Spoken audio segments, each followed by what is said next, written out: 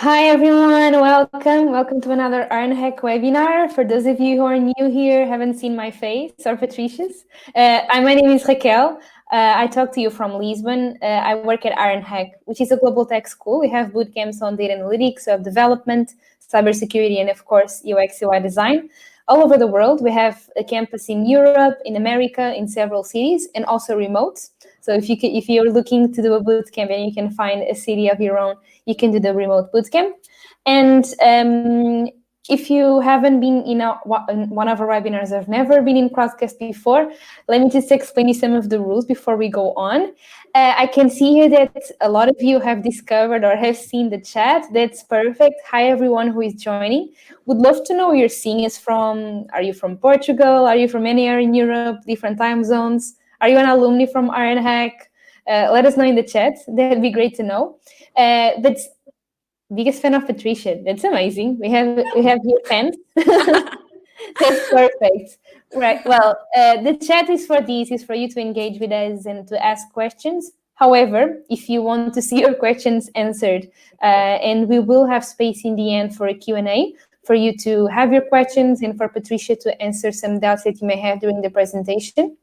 You can leave your questions on the Ask a Question section that you can see here below the videos, right? You can even upvote them if you see that your question you really want to see answered from France and did a bootcamp in Berlin. Perfect. Wow, awesome. We have a lot of people from all over. That's great. So as I was saying, you can leave your questions on the Ask a Question section. We'll try to go through all of them in the end. Let's see how much time we have left, but we'll try to answer them all.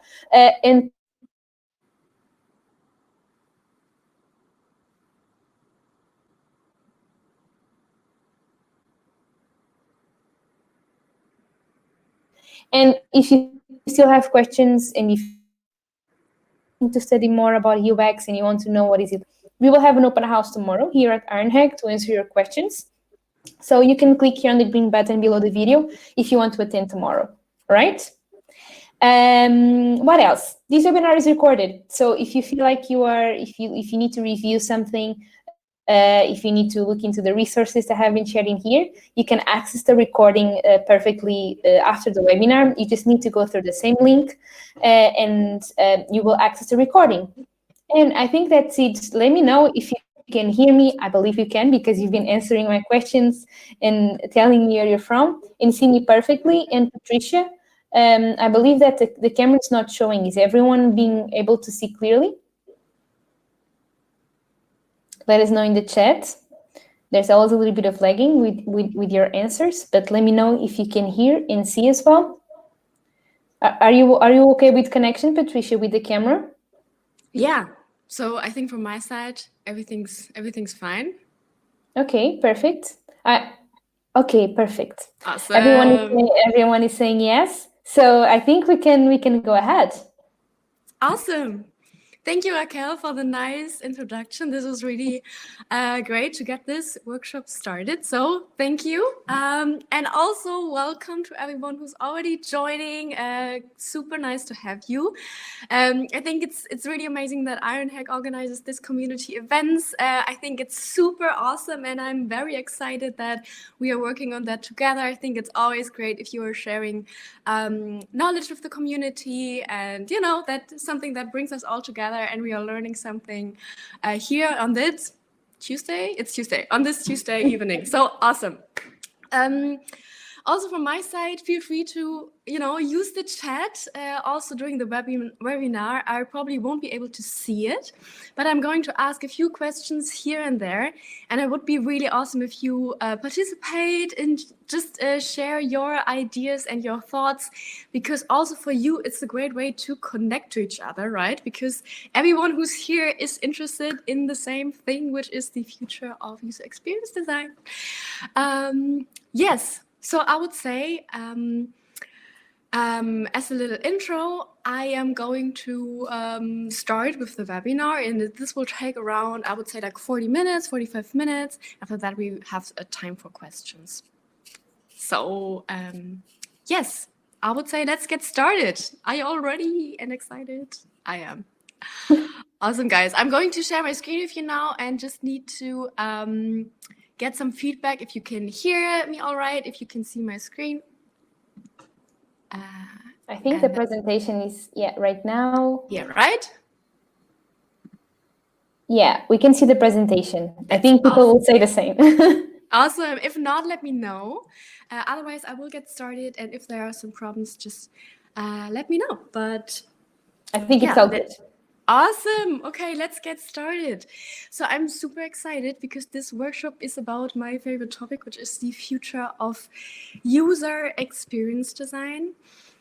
For everyone who doesn't know me or haven't met me on Instagram or something like that, my name is Patricia Reiners. I'm a UXUI designer focusing on immersive tech, especially AR, VR, everything that happens beyond the screen. And I'm focusing on the future of technology, of user experience design. And this is also one of the topics I'm honestly most excited about. And I'm going to share some tips and tricks with you, also 5 trends which will be very important for you as a designer if you're starting out, if you want to get ready for the future, and also a little bit about background information, why now is such a great time to get ready for the future. So before we getting started, if you want to check out what's happening with me and Ironhack, why we are working together, just check the link I posted in the little question area, so you can find the link there. Or also, if you want to find a little bit more about me, check out my socials. So let's get started. So we are going to talk about the future of user experience design, the future of UX. And before we are thinking about the future, let's clarify real quick, what is UX, right? Like, we know that it's all about like the experience of, could be a product, of basically everything. So very much focused on the user, right? And I guess most of you in the chat probably know this guy, Don Norman. He's, I would say, like the godfather when it comes to user experience design. And I think most of you probably know this awesome example with the doors, right? Because user experience design doesn't start, in the digital area. It's you can find user experience design or like thought through design almost everywhere. And what you can see here is quite interesting, right? Like you can see 2 doors, and both doors actually need some kind of a sign because they look exactly the same. You don't know if you need to push or you need to pull. That's the reason why you need those kind of signs here. So the question is, could this be done better? And I guess most of you have probably read the book Design of Everyday Things from Don Norman. If you hadn't, make sure to check it out. It's a really awesome book. And what's really interesting is that you can also rethink those kind of designs. And if you see that door here, for example, it looks slightly different. And then you can just guess which door is the one, the left door, is it the one you need to push, or is it the one you need to pull? What's the one with the right? Do you need to pull or to push it? I guess most of you probably know what this is all about. And here you can see that, right? With the little handle, it's quite clear that you need to pull it. And in the other area where there is no handle at all, of course you can pull it, right? Because there's no handle. So it makes sense. And without any wording or any explanations, the user, the human being, understands what he needs to do, what he can do.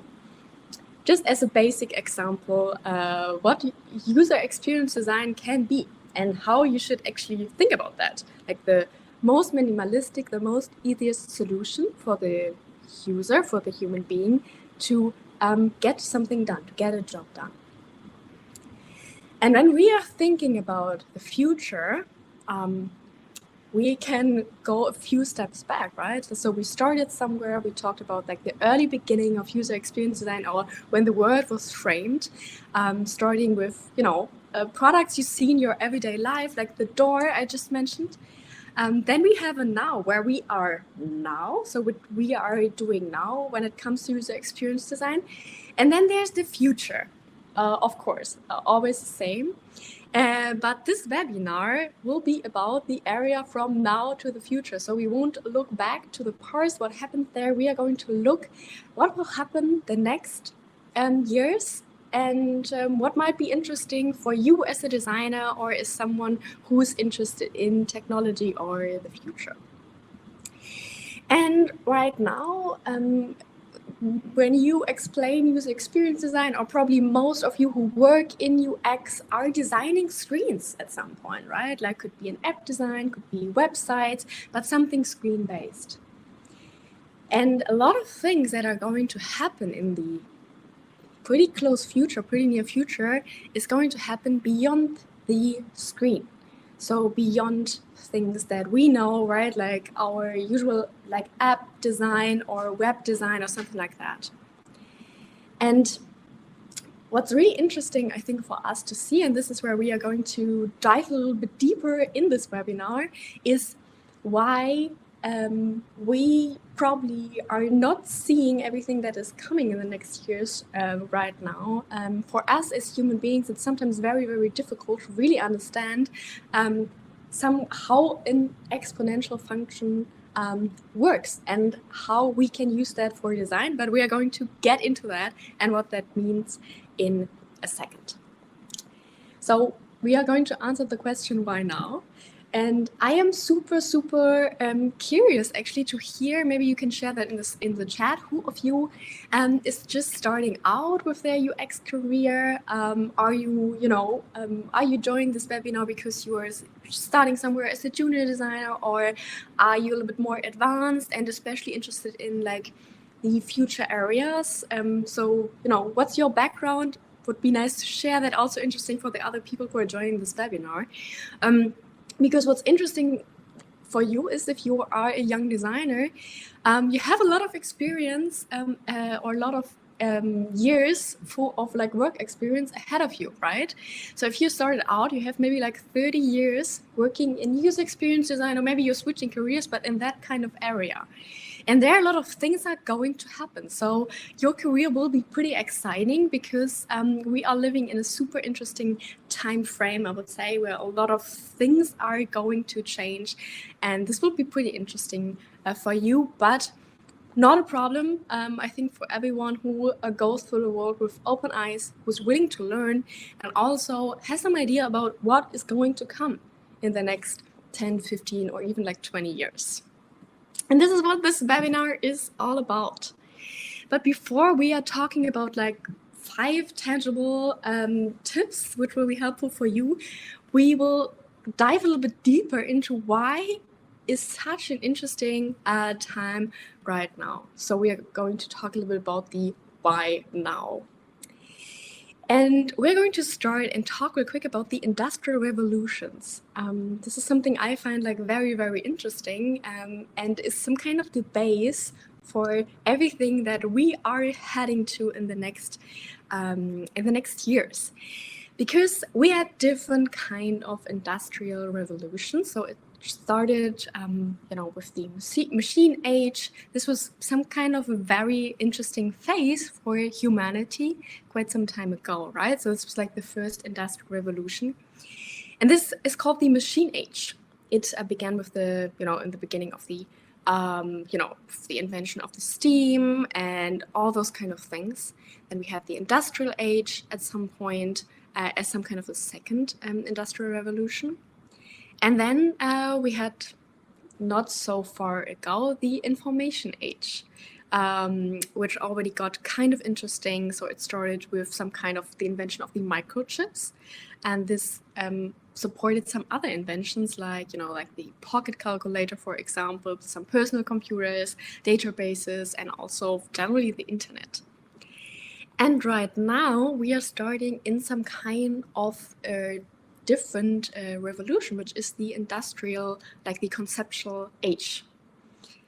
And why this is so interesting is because we are, this new conceptual revolution is not based on one new technology or adventure or something like that. This is based on several groundbreaking technologies that will have a major impact on the world and also on the design world. let's have a closer look on what kind of technologies I'm talking here about. So we talked about the information age, right? So the base was like the chips, and then the internet and cloud and smartphones came with that. And now the next part will be the conceptual age. And there, a few of those things is something we are going to talk about and will have a really big influence on the whole design industry. So a few things you probably already heard about. Artificial intelligence is one of the big ones here. Blockchain, robotics, 3D printing, cloud computing, synthetic biology. Those kind of things are in the end the base of everything that is going to happen, when it comes to design or information technology. And the future is kind of faster than you think. So I remember a few years ago when we were talking about AI, artificial intelligence. This was still something most people had no idea what this actually is all about. Only very big companies could use that in their kind of work frame or in their work. But now a lot of things are happening quite fast. So the future might be faster than you think. And the reason for that is actually a really interesting one, because technology usually scales exponentially. And this was the exponential factor I was talking about a little bit earlier, right? So in the beginning, what you perceive as a human being or as a person, you perceive that to happen linear. But as an exponential, growth, you can see that in the first beginning, it's a little bit like below what you would expect. But after that, you have a point where things are going to happen and will happen very, very, very fast. And that's quite interesting for us as designers to have a look on that, right? Because here are a lot of different kind of technologies and things happening which are interesting for us and will also change the way how we design, how we think, how we deal with problems. And we will have a look on that, and also we'll check what that means for us. So we talked about a few technologies that are happening, but I think what's interesting for us, or for everyone who's listening, also for me, is what does that mean for UX? What does that mean for us as designers? How can we use that? We are not working as like a software engineer somewhere. So what does that mean for us as designers?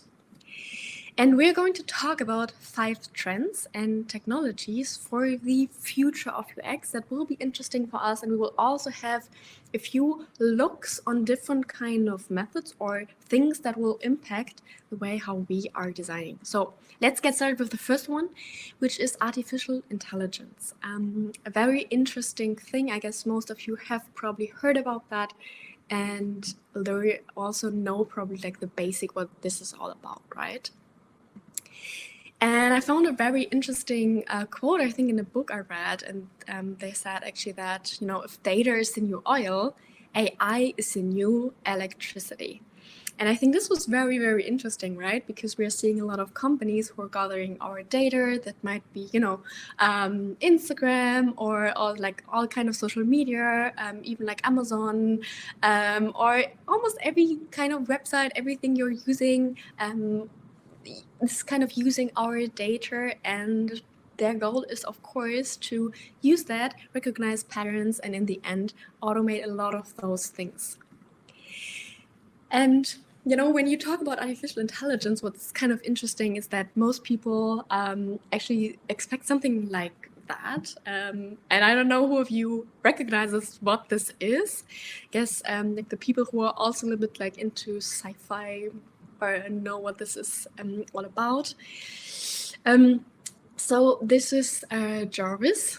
So I think you probably know this from Iron Man, and it's kind of interesting, right? Because this kind of interface you are seeing here is in the end only an interface to like as some kind of a connection, or it's an interface to dozens of exponential technologies. And this will be very like futuristic and of course definitely sci-fi, but some kind of a symbol for where artificial intelligence might be heading to. So really interesting to see. But still, of course, not something that we can provide right now, because we don't have really the power for a Java's-like performance. But what definitely changed is, and I find this very, very interesting, is the availability. So I remember that a few years ago, or there was, or like 5-10 years ago, the whole thing with AI was something only like very big companies, corporations, big governments had access to and used that. Now it's very different. A lot of companies, like even Google, provides their own snippets. You can find a lot of resources and things already online. And AI is integrated in almost every kind of tool or software you are using right now. Even I worked as a freelance designer on different AI products, although I am a usual like UX designer, but we are integrating AI in different kind of platform services, because it just makes sense and it saves a lot of money. So for us, it's really important to understand, what does that mean? What can we do with AI, and how can we communicate with the clients, with people, or what does that mean for us as designers here? And a few things that are, I think, interesting as a little introduction when it comes to AI is, of course, image recognition. So how does that work? You have some kind of a system where you put a lot of you have a lot of input. So you feed this kind of system with different kind of photos. Here you can see like cat and dog images.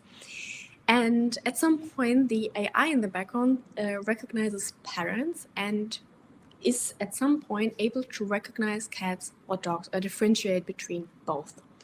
So, but what happens right now is that, social media is a really great place for an AI to learn, because there's already like so much content out there. And this is also what happens with, on the street, right? With some kind of patterns are recognized here, so that the system in the end can really like learn, recognize specific kind of patterns, and also, I would say, specify classifications here. So that's, I think, important. And then you can see at some point patterns. And this is what is actually used when it comes to self-driving cars or everything that can be automated. And there it really gets interesting for us as designers, because what this leads us to are interfaces that are much more personalized, where you can provide information that is not only personalized, but also adaptable and changeable and really based on the user's needs, because you can recognize much more patterns than you could just by providing different user flows. And I have one example, which I think is very, very fascinating. I can highly recommend to check that out. It's the Natural AI app. This super amazing design here. And what they do is, this is some kind of a super app with a lot of different functions in this app. And it works with voice, but it only provides the information that the user really asks for. So you don't have things like a typical menu, right? You have only the information or the things are placed there that the user asked for. Very fascinating for me as a UX designer, because our goal is always to guide the user to provide like the easiest solution with like the less options as possible, but with the correct, option that the user actually asks for. So there are a lot of things super, super interesting for us. So what does that mean for UX? Let's sum that up real quick. So the first thing that I think we need to mention here is recognizing patterns in user behavior. And this is what we are already doing with user testing, with different kind of scenarios where we are testing, we have all those kind of methods to track that. But with artificial intelligence, we are going to recognize much more patterns and can personalize much more decisions. This means for us different kind of user flows and different kind of options.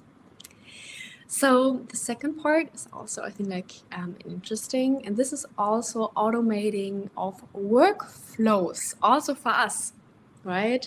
I guess every one of you who is in the industry for a little bit longer has seen the advantages when it comes to design software. So I started with Photoshop, so I designed my first screens in Photoshop, and now we're using Adobe Xd or Figma or whatever tool you are using. And also, they are going to provide much more automation when it comes to workflows, when it comes to sending different kind of information to a developer somewhere, sharing that with your stakeholder on Slack, also adapting design decisions. So this will be, I think, like a very, very helpful thing for us to really automating different kind of workflows and being able to focus much more on the actual work you are doing and much more on the brain power. So for us, repetitive tasks are going to be reduced, right? Sure thing. So if you want to be future-proof, make sure that the skills you are working on and you're accelerating are not something you can be replaced by some kind of an AI that are not some kind of like repetitive tasks, but incorporate some kind of storytelling, creative thinking, and really like in-depth problem solving. And I think like the third part, which is important for us as designers, is to being able to understand the impact.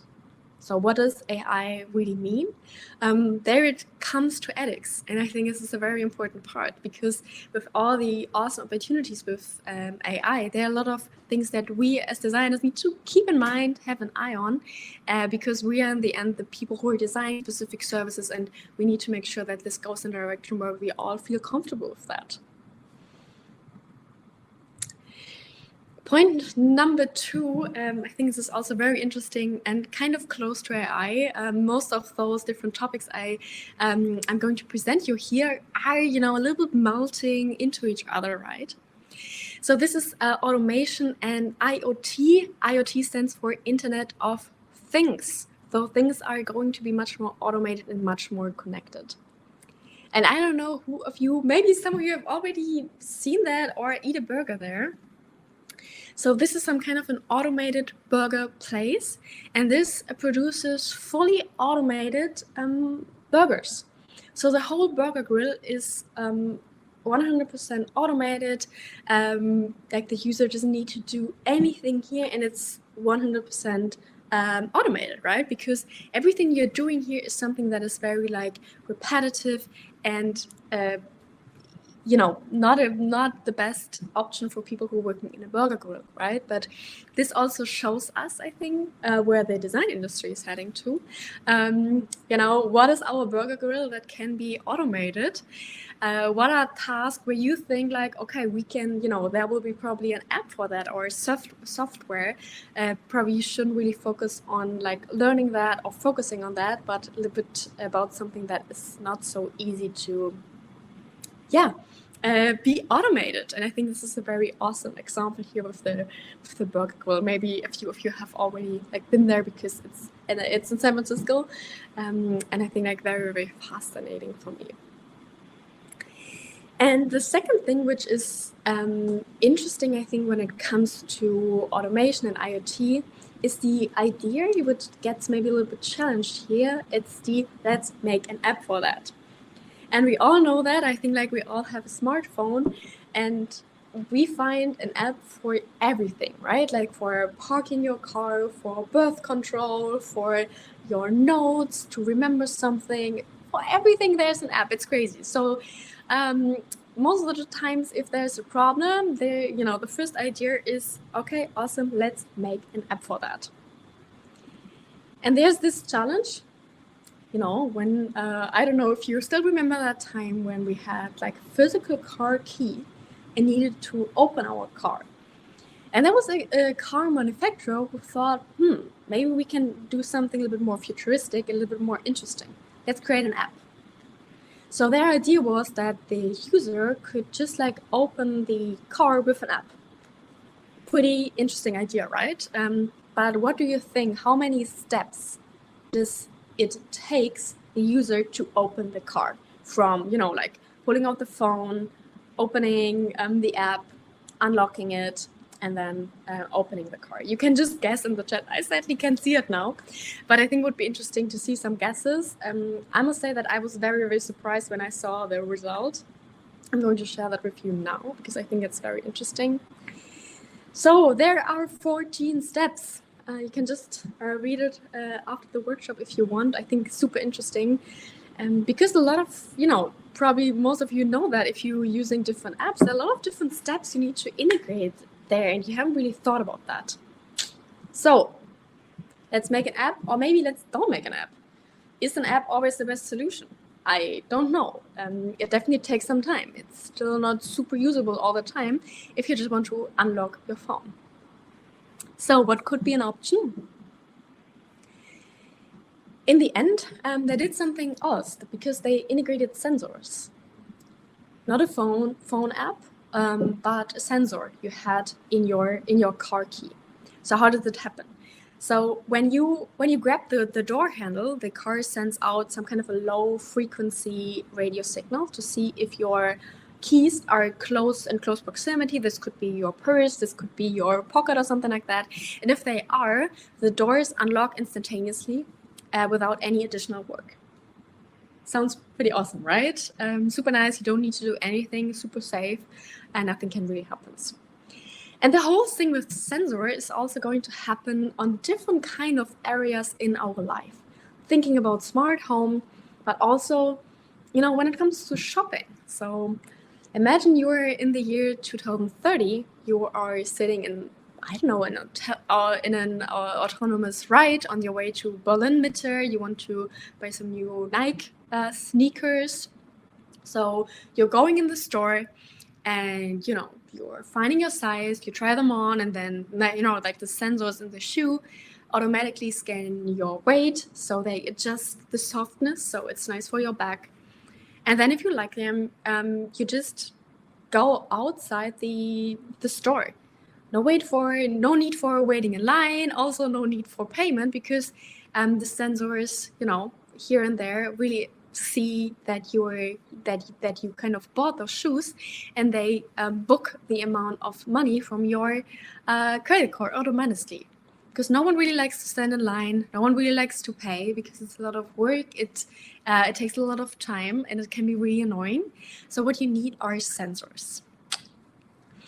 And those kind of sensors are pretty interesting for us because also the workflow might be different. So a lot of things where we think about, kind of interesting, we need a physical interface, we need, like interface elements for that, can be solved different. So, when you as a designer design that, might be not an interface or an app, but it might be more or less like a service where you integrate different kind of sensors and think about, okay, what kind of information can be measured physically, like light acceleration or a temperature or, and then see how that information can be sent to other devices, to a network. And yeah, this kind of thing can be considered as a sensor. So super interesting, I think, for us. So what does that mean for us as designers? Let's sum this up real quick. The first thing is thinking beyond the screen, right? If we have a problem thinking about, is an app really like the right choice, or could this be something else?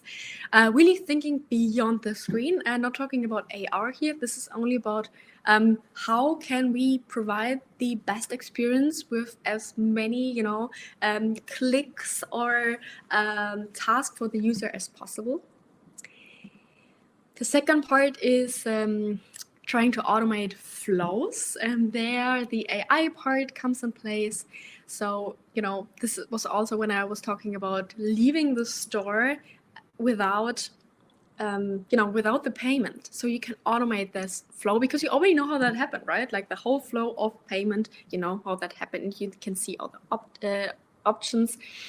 And point number 3 is, are there some other kind of input ways, devices, sensors you can integrate, and how?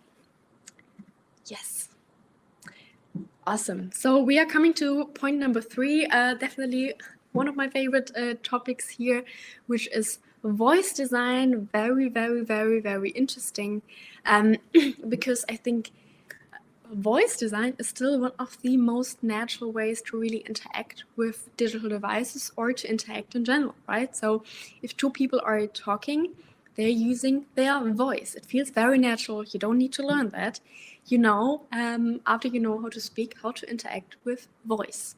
Don't really need to learn that. Also interesting for elderly people, for people who maybe like didn't grow up with some kind of interfaces. So the learning curve there is totally different than if you have an app or a service, right? So there are definitely some interesting opportunity spaces. And I think like for the baby boomers among us, most of us are probably millennials, know who he is. So on also this kind of machine here, because this is the computer, and in you know, like in the enterprise, you know, like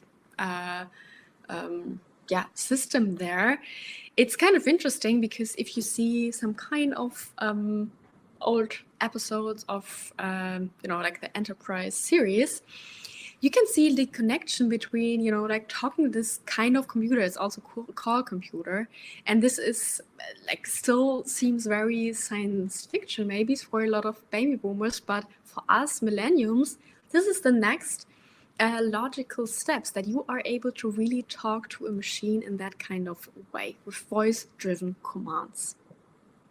And we are seeing an interesting trend there because now almost 160 million smart speakers in the US, which is a pretty high amount. And I think this is still something most of us have never really worked with, but it's definitely worth to see, are there connections? Can we integrate our service with Alexa, Amazon? Can we integrate voice as some kind of an alternative input way? Because voice is still something also very, you know, very hot topic right now. You know, podcasts are booming, you know, the new Clubhouse app. So voice is still something really people really want to interact. Not with everything, not with every kind of problem or service, but with a huge part of that. And it's interesting to really check that out as a designer. And at some point, we are going to use that as some kind of a part of our design system here. Sounds really futuristic, but if you think about, you know, what happened the last 10 years, you can already see this trend. So what does that mean for us as UX designers? Voice can be an alternative, especially input. Could also be an output, but for input, it's a little bit more interesting, actually, because it's so easy to just say a command. Car, open the door. You know, or you use the 14 steps to use an app for that, or you can use a sensor. So there are different ways, whatever you want. Maybe you don't have your key with you, and then it would be pretty nice to use your voice to open the car.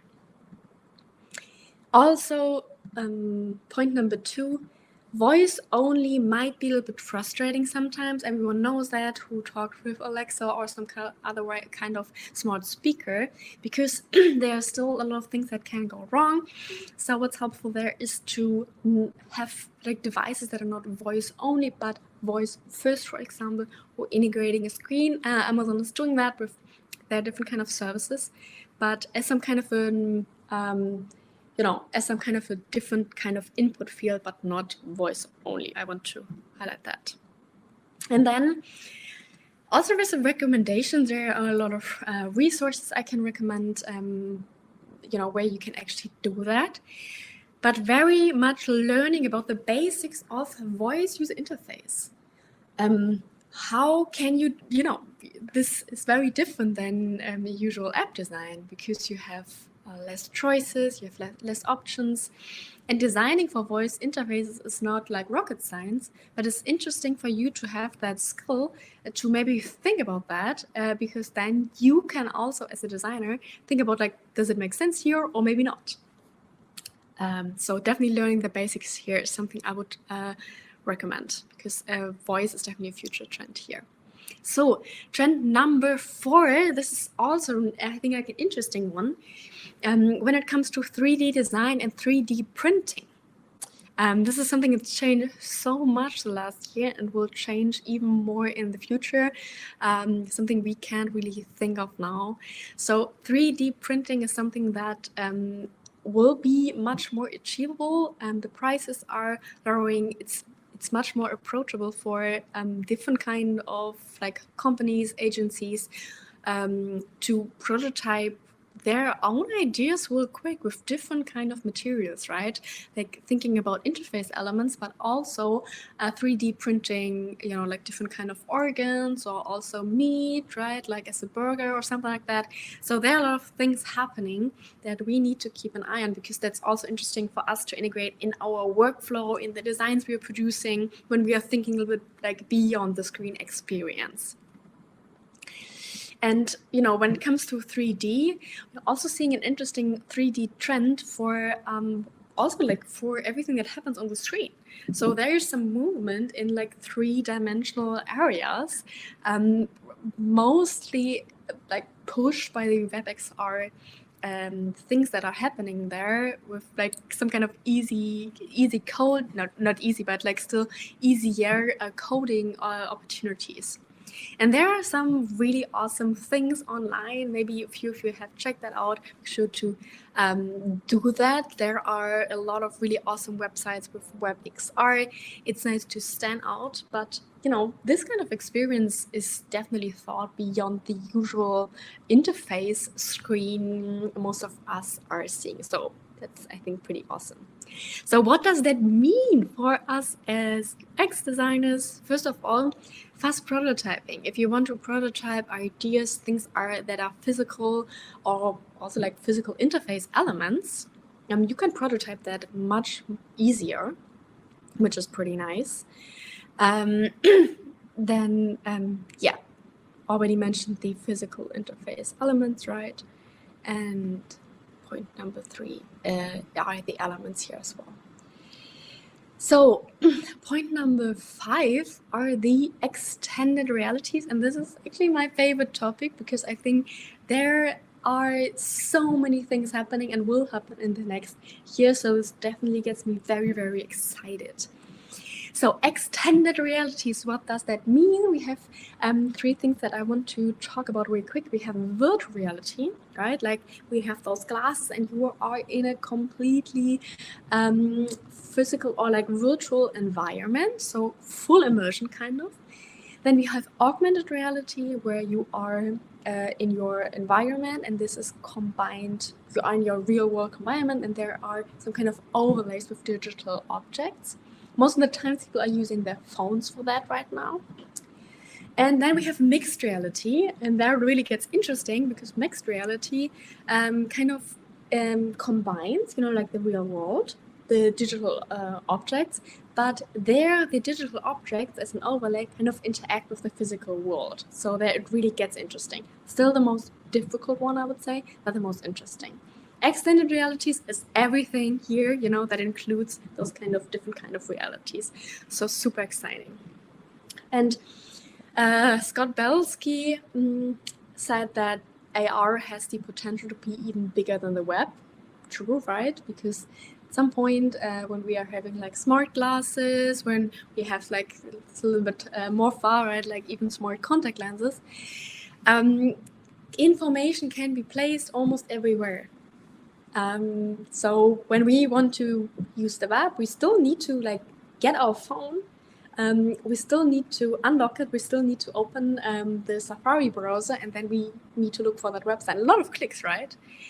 We already talked about that. So how interesting will this be if you have everything in your glasses, can have some kind of voice input, and don't have like other different steps there, right? Because the system, knows automatically that it's you're wearing the glasses, and you have access to the web everywhere. It can be placed where you need this kind of information, and also without really asking for it, right? Because patterns are recognized. How can this look? You can like place information where you need that. This is a prototype I did for a future shopping experience. There the user gets guided through like a supermarket, right? Like if you don't have a lot of time, or if you need some additional content, our information to find specific things. Not every supermarket is the same. It's sometimes really difficult if you have dietary restrictions to find the things without spending too much time really looking for like tidy ingredients and labels. Also for future navigation systems, right? Like think about, first of all, of course, navigation systems, a lot of car manufacturers are already integrating that, but also like beyond the car experience, right? Like thinking about the bike, which is definitely a future mobility object. So there are a lot of things going to happen in the next years. Companies are working on that. Apple, Google, Facebook. Facebook announced that they're releasing their smart glasses this year, so I'm super excited about that. And this will definitely be a huge game saver for that. So get ready for that. A lot of things are going to happen, and then we're not going to use our smartphones anymore. Yep. Still sounds super crazy for a lot of people, but this is probably going to be the future, right? So what does that mean for us as designers when we are talking about extended realities? So first of all, learn about storytelling. How can you learn that? Read books about how to do storytellings. Also, check out a few games, how they are guiding the user, how does this kind of immersion really works. That I think is definitely a recommendation, and it was helpful for me when I got into the AR VR space. Then always think about like how to design beyond the screen. So how could you provide information or also interface that are not on your screen, but in a three-dimensional world? And then different kind of interface patterns, like rethink everything that we maybe came up with and come up with some new solutions. When we are thinking about the situation right now, I think there are a lot of there's a lot of like room for improvement. A lot of people are very addicted to their phones, to their smartphones, to social media. A lot of notifications happening, a lot of mental health problems. So also I would say like our task, I think, as designers, or if you're working in UX, if you're thinking about doing that, is also to really make a difference here and to understand the impact and maybe come up with better solutions and rethink specific patterns. So, are you ready for the future? This is, I think, like always a good question. And from my experience, everyone will be who is open to what's happening there, who looks left and right and really wants to learn about things that are happening, is curious to learn. And this was like a very short webinar, but for everyone who wants to go a little bit deeper into those different topics, of course, you can always connect with me and ask a few more questions. But there are a few books that I can recommend. The first is The Best Interface is No Interface. Love that book. Also, The Future is Faster Than You Think. Also a really great book. And The Design of Everyday Things, which I think is a great mindset, which also will be something you can adapt to almost everything that's coming true, because this really focuses on the door example I thought about in the beginning, right? Also a few podcast recommendations, so make sure to either make a screenshot or watch a replay or something like that and just check it out. So my question would be, right, like we talked about the doors, how might doors look like in the future? And I really like this GIF I found from Obama. Doors might look the same, might look different, but sometimes it's good to come up with other solutions, rethink patterns, rethink ways, try things out, prototype, come up with new ideas, and never accept things how they really are, right? But like keep this always learning mentality. So thank you for your patience, that you're attending this workshop. That's awesome. We will have some time for some questions. And also everyone who wants to check out what I'm doing, feel free to find me on the social networks, say hi. I'm always super happy to connect. Definitely love to connect, so you can find me there. So I'm going to go back to the screen now. Perfect. All right. Thank you so much. And I just want to thank everyone for being so participative and asking a lot of questions, and everyone was Awesome. engaging. That's amazing. Like, these webinars are really for you guys to learn something and for you to get your foot on a new topic and maybe learn a few more. So it's great that you can share knowledge with each other. That's part of it. That's perfect. And as Patricia was saying, we do have some time for questions. And one of the main questions, and before going to that, let me just remind everyone who is here that this webinar is recorded. So all the resources, the presentation that was shared in here, everything will be available after. Okay, but the first question, if you want to add something on top of this, Patricia, do you have any resources, books, websites, workshops to learn more about UX for future technologies? Something that you want to add on? Sure. So there are a few things I definitely want to mention. The first is, as you know, I'm doing a collaboration with Ironhack right now. So if you're thinking about maybe, I don't know, doing a bootcamp, you want to get started with UX, something like that, we prepared a landing page for you, so you can just check it out. I integrated here in the Ask Questions thing. So just like check it out if that's interesting for you, and just see if that's interesting for you. Yeah. I think it's a great way to get started, because if you are interested in UX, what I always recommend is to either study UX, do a proper online course, like a bigger one, or do a boot camp. So it's, you learn the basics. That's easy for you to look for some other courses. A few things that I can also recommend, of course, my courses I'm doing, you can find them on Skillshare. They're also about prototyping and really getting this futuristic mindset. Also, I have a podcast about the future of UX.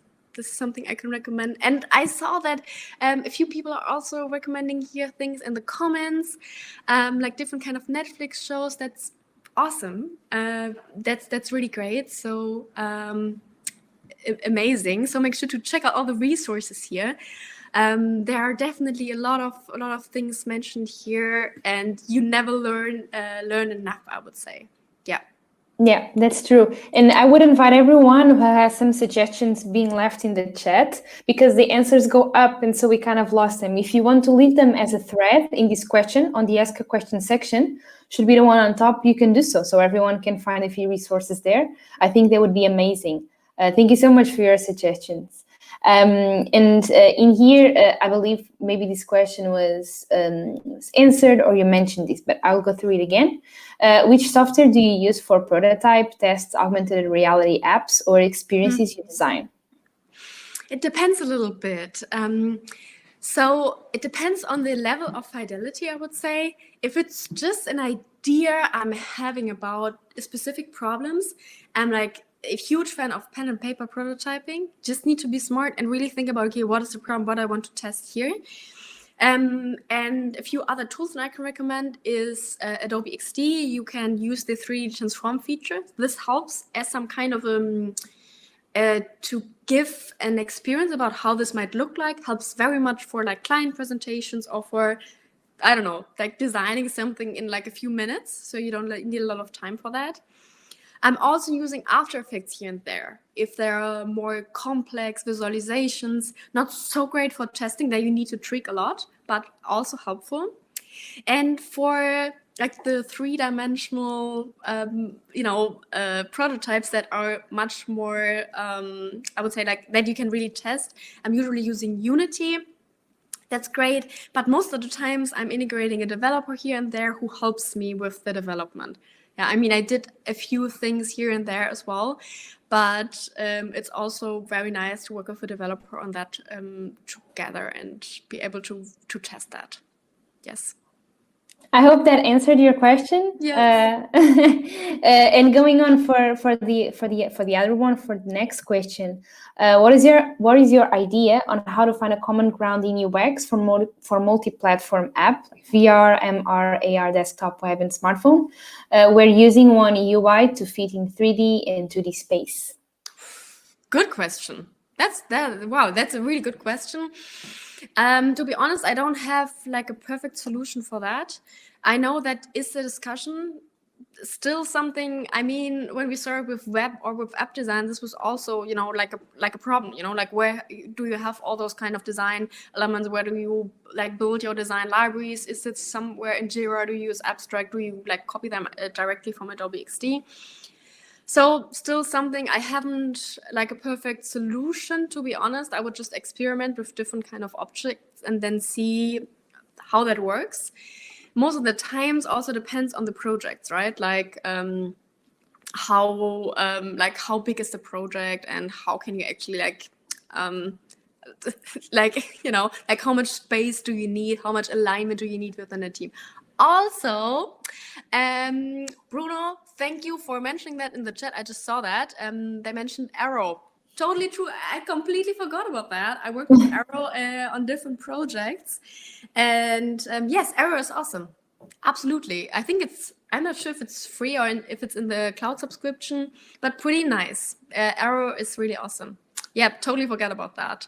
But I think like Arrow is also really great for people who are really like just starting out and are not so much in the don't have a lot of coding background.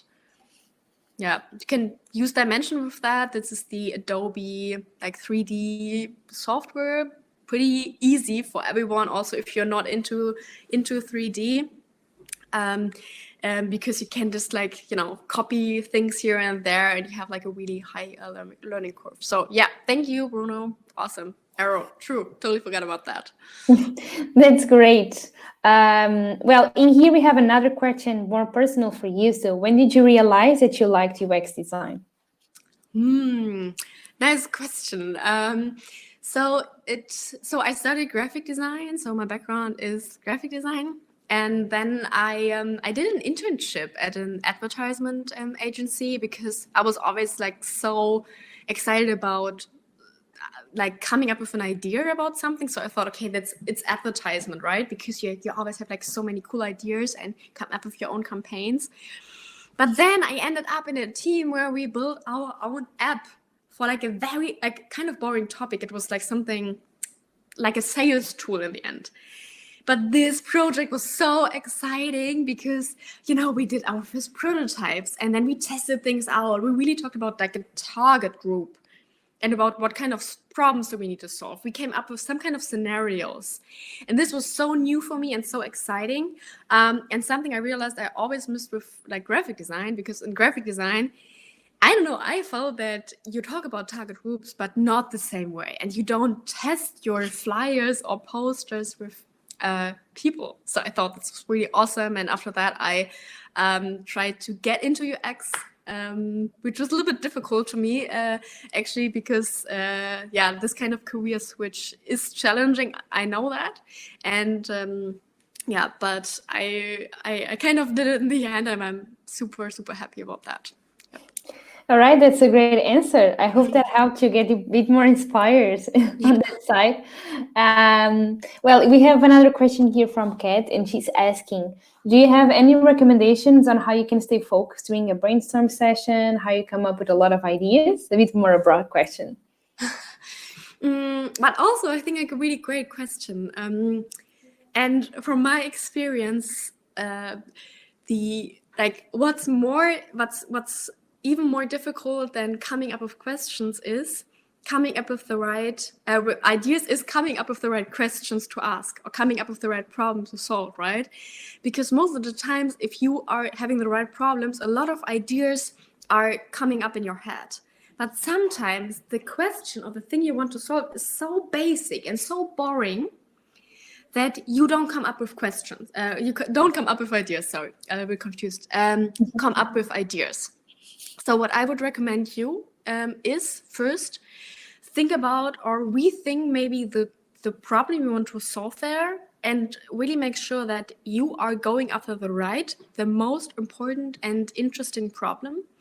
And if not, maybe reframe the problem a little bit more controversial so that you come up with more ideas.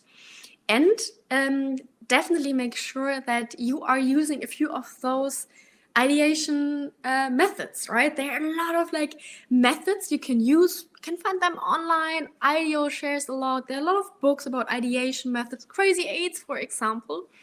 Right, like those kind of things where you inspire each other. So if you have some kind of a mental block and you don't really come up with something, you get inspired by others who have had an idea, and you can build up on each other. So use those kind of methods, because like brainstorming ideas, just like, you know, coming up with awesome ideas and writing them on post-its is sometimes a bit tricky if like the question is very like boring, and if you don't really feel like connected to the problem or something like that. Yeah, so definitely make sure to make that in a group. It's much easier, and also make sure to create a good atmosphere. I think it's, from my experience, it's also very, very helpful that you inspire each other, support each other, and use brainstorming really as brainstorming. So, you know, like quantity over quality. Don't judge your ideas, but like come up with as many ideas as possible, as crazy as possible, and then prioritize afterwards. Yeah, All right. yeah. That was amazing. Yeah, I hope that answered your question, and I hope you can look and find resources to complement this question, as Patricia suggested. And in here, we have another question, an interesting one, also looking for tips. Can you share any tips or resources to improve storytelling skills? Yes. Okay. Good. Awesome. That's definitely a good thing to focus on. So a few tips are, there are a few books that I can recommend. Let me see. I need to think about the name. Maybe it comes to my mind. But the other recommendations would definitely be to check out games. I think also as a UX designer, you can learn a lot from games, how tasks are, like how the user is guided, how like immersion really happens in kind of video games. Also, this is an industry which is booming right now. So they're making a ton of money for a reason. So definitely make sure to check that out. If you don't have like a PlayStation or something like that, or don't have friends who you can visit and watch, check that out on YouTube. There are a lot of people who are streaming themselves on Twitch and see how the storytelling works there. And the second part is to actually I have like a few more tips. Like another tip would also be for a lot of people who are here in Berlin, in the like based in Germany. The Future Institute from Google offers a storytelling course, which is pretty awesome. It's free and really amazing. I did it. I think it's a whole day.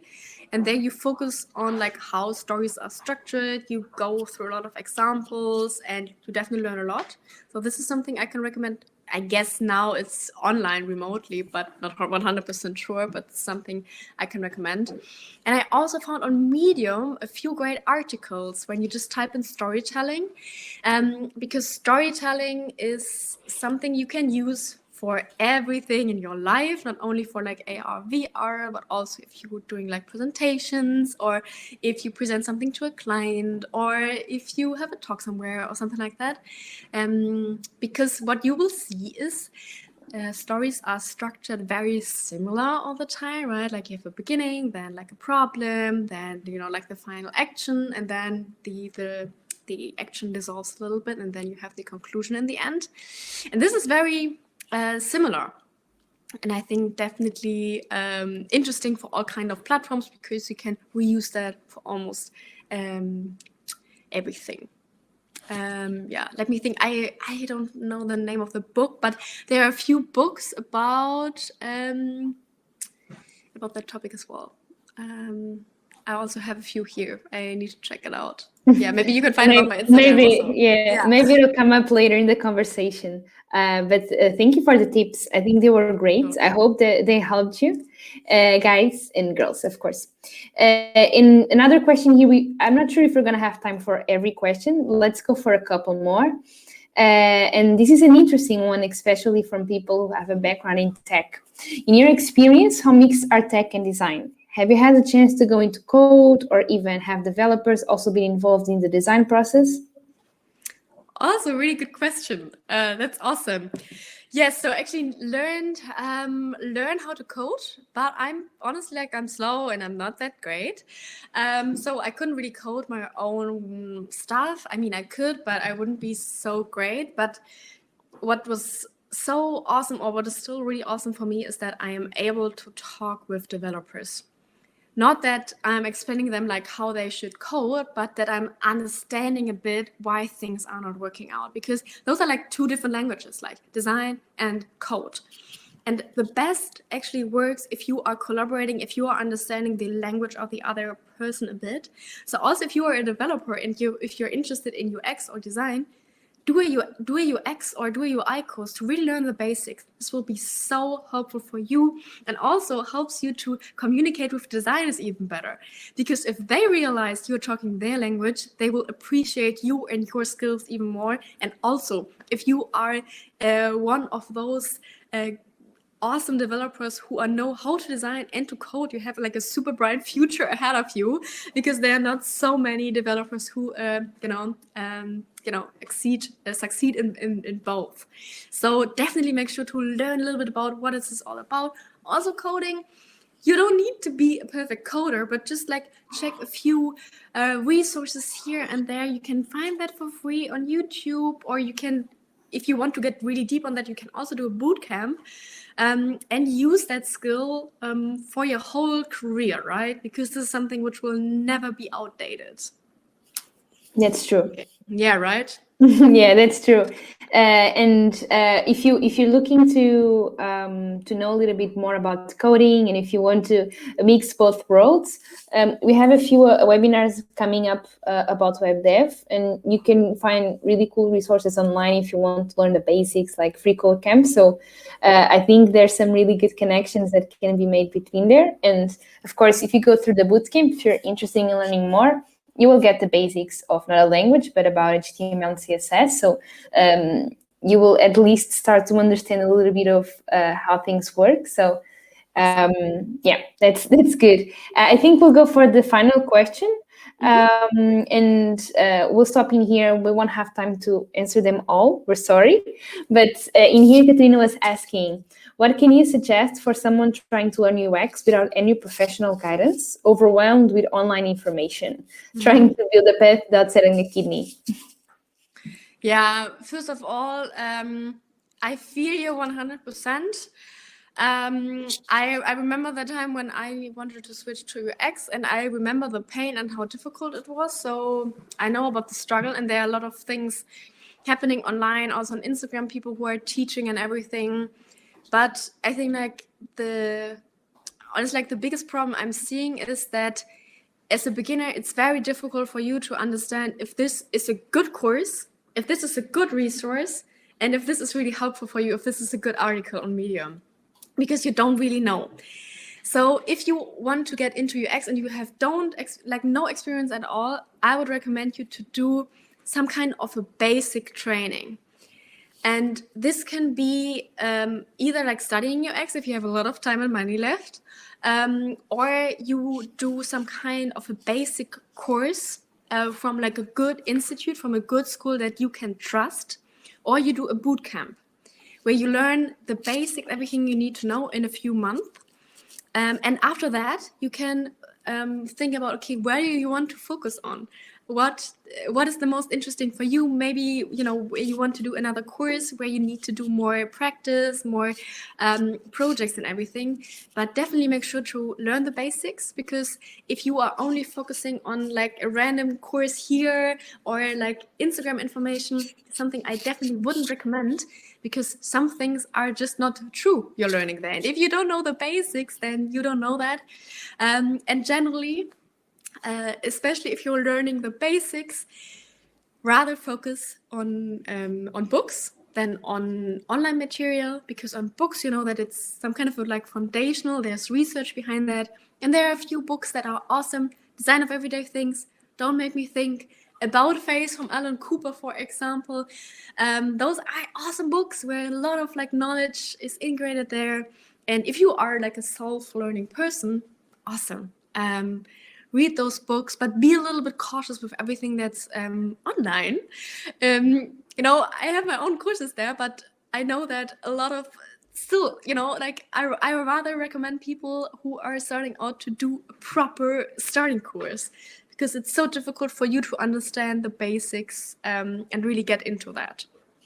And I think what's also something I want to mention is, the person who asked that question said that like he or she hasn't a background in UX or something like that, but you have a background in something else maybe. So this might be like customer service or even like biology, or I don't know what it is, but this is something you can use in UX, right? Because like UX is about like user experience of everything. So whatever you experience in your life, whatever conversation you had, ever, things you learned about whatever is something you can use in UX. So don't feel that you are starting from zero or something, right? Because most of the times you can use that. And it's also interesting if you're applying for jobs, right? Whatever kind of background you're having might be interesting. So I studied biology for 4 semesters, and then I kind of switched to design. But a lot of people who wanted to hire me afterwards were like, oh, that's so awesome that you studied biology. We have a lot of like health projects. So you would be a really awesome fit. I was like, oh, that's so interesting. So clients are seeing your background, and you can probably reuse a lot of things you did throughout your career if you want to that's get true. into it, That's right? true. Yeah, If you want to be a career changer, your background will only help you. It will set you apart. So I think those are great tips. I hope that helped you, Katarina, and everyone here. We won't have time for more questions today, but I really want to thank you, Patricia, for your patience and for answering all these questions. I think this was some really valuable content. Thank you for everyone who made your questions, who was here participating, listening. Amazing to have you here. I really hope that you learned something today and that you are more inspired to keep on studying and to keep on learning. If you want to learn a bit more about our bootcamp, if you're interested in changing your career, we'll have an open house tomorrow. So if you have some questions, if you have some doubts, we'll be happy to answer them tomorrow. You can find here in the green button where to sign in. And I think that's it. Do you want to add something else, Patricia? No, only thank you so much for having me. I think it's really awesome what you're doing there. What Ironhack provides there for the community. I really love those like events where people are coming together, learning something, inspiring each other, helping each other. I think it's awesome. Yeah, and thank you for everyone who joined. It was awesome. I hope to connect with you. Feel free to reach out on Instagram, and yeah. Perfect. Awesome. All right. Thank you. Well, have a lovely evening, everyone, at least those of you in Europe, or morning, wherever you are, and see you next time. Bye. Awesome. Thank you. Bye-bye.